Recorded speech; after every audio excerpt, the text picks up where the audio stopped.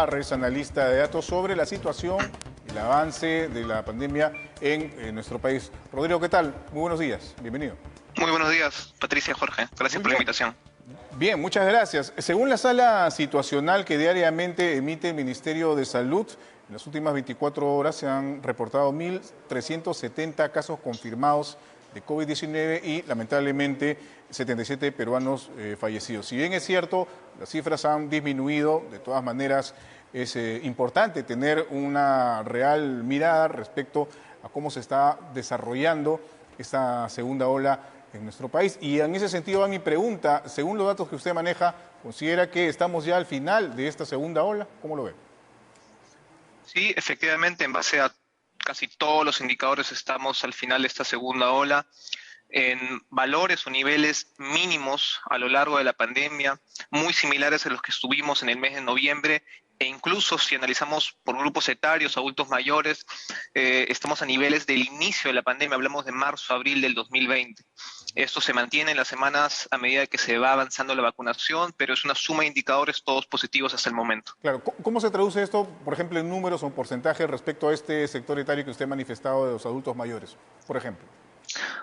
La reducción de fallecidos diarios es más del 90 a casi el 95% desde el pico máximo que se tuvo. Hablamos que al día de hoy están falleciendo en promedio de 5 a 6 adultos mayores por día. Esto no lo veíamos desde el inicio de la pandemia, como te mencionaba. Y a nivel nacional, en general, Lima Metropolitana, como muchas otras regiones con ligeras excepciones, la reducción de fallecidos está por encima del 85, casi 90%, y la tendencia se sigue manteniendo. Entonces, esto viene desde el mes de abril, esta reducción semana a semana se está dando, y junto con también la disminución de los casos, hospitalizaciones y ocupación de camas UCI. Ahora, ¿qué proyecciones podemos tener frente a una eventual tercera ola? Porque si vemos los casos de países, por ejemplo, de Europa, esto va a ser inevitable. Efectivamente, no estamos libres de pasar por una tercera ola. La gran diferencia respecto a la segunda que estamos recién saliendo, es que tenemos una holgura mayor de camas UCI de la que tuvimos al término de la primera. Hablamos de casi 15 a 20% de disponibilidad al día de hoy, unas 300 a 400 camas. Y el otro factor mucho más importante es la vacunación, que no contábamos para ese entonces. Al término de julio, y eso según la planificación del ministerio, vamos a contar con toda la población adulto mayor vacunada e incluso ya se está avanzando con grupos etarios de 50 y 40 años. Los adultos mayores de 60 años han representado casi el 70% de las muertes diarias en toda la pandemia. ¿Qué quiero decir con esto? Que de cara a una tercera ola vamos a ver nuevamente incrementos de casos, seguramente, porque la vacuna tiene como prioridad evitar síntomas graves y también muertes.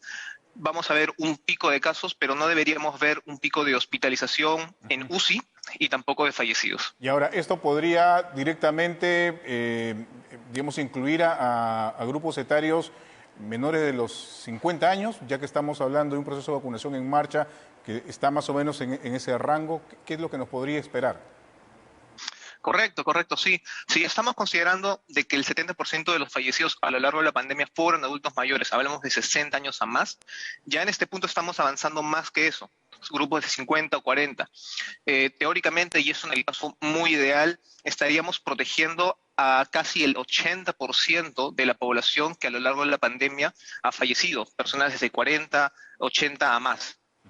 Ahora, según los datos que usted maneja, Rodrigo, ¿cuáles son las regiones que todavía, bueno, en medio de esta situación que está en descenso, como lo ha explicado, cuáles son las regiones que todavía tienen cifras relativamente altas o las que están en los primeros lugares de contagios y de fallecidos?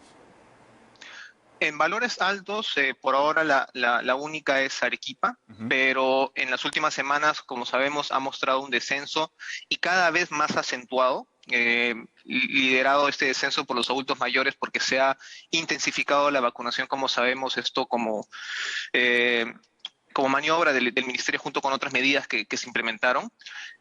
Después de Arequipa, lo que estamos viendo en Loreto es un pequeño incremento, hablamos de un 5 o 10% del punto base o mínimo que se tenía, pero aún es muy bajo, imperceptible casi, pero igual hay que estar atentos.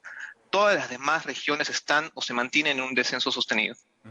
Ahora, las medidas que se están adoptando, o por lo menos liberar algunos espacios, ¿es conveniente a estas alturas? O sea, digamos, ¿se están tomando las decisiones correctas en ese sentido? Algunos espectáculos o reuniones en espacios abiertos, la modificación de los aforos en algunos establecimientos. ¿Cómo lo evalúa? Bueno, ciertamente este momento de la pandemia es el más bajo en cuanto a indicadores, a diferencia de otros en los cuales hubo apertura económica y no teníamos estos niveles, estábamos en niveles aún altos o era diferenciado en base a regiones. En este momento a nivel nacional la positividad o la tasa de contagios es de 5% menos. Hablamos de que se reportan 4 a 5 casos de cada 100 pruebas realizadas, que es el valor mínimo que hemos tenido a lo largo de la pandemia. En cuanto a fallecidos, esto se está manteniendo y como te mencionaba, es casi un descenso del 90% desde el punto máximo. La ocupación de camas de hospitalización se ha reducido a la mitad, desde las 16.000 que se ocuparon, ya estamos casi llegando a las 8.000 camas ocupadas, y en camas UCI también hay un descenso de más del 20%. Entonces, definitivamente este es el mejor momento. Todavía falta un camino por recorrer, pero desde el inicio de la pandemia nunca habíamos estado con indicadores tan bajos. Una última pregunta, Rodrigo, respecto a la posición del Perú frente a fallecidos por millón de habitantes. ¿Tiene información respecto a esto? Sí, definitivamente nosotros lamentablemente lideramos este ranking si lo analizamos por millón de habitantes, pero hay que hacer una acotación de que Perú es el único país al momento de que ha hecho un sinceramiento de muertes, mientras que en el resto del mundo todavía siguen contando fallecidos únicamente en base a pruebas moleculares o de antígenos. El criterio acá cambió desde el mes de junio, se incorporaron otros criterios clínicos, epidemiológicos, lo cual ha ampliado o sincerado la cantidad de muertos, igualándolo al exceso que teníamos en el Sistema Nacional de Funciones de SINADEF. Entonces, al término de la pandemia vamos a ver que esta cifra se va a ir regularizando con lo que van a empezar a mostrar otros países. Muy bien. Rodrigo Parra, muchísimas gracias por esta información importante que has compartido esta mañana con nosotros. Muy amable. Buenos días. Listo. Rodrigo Parra, entonces.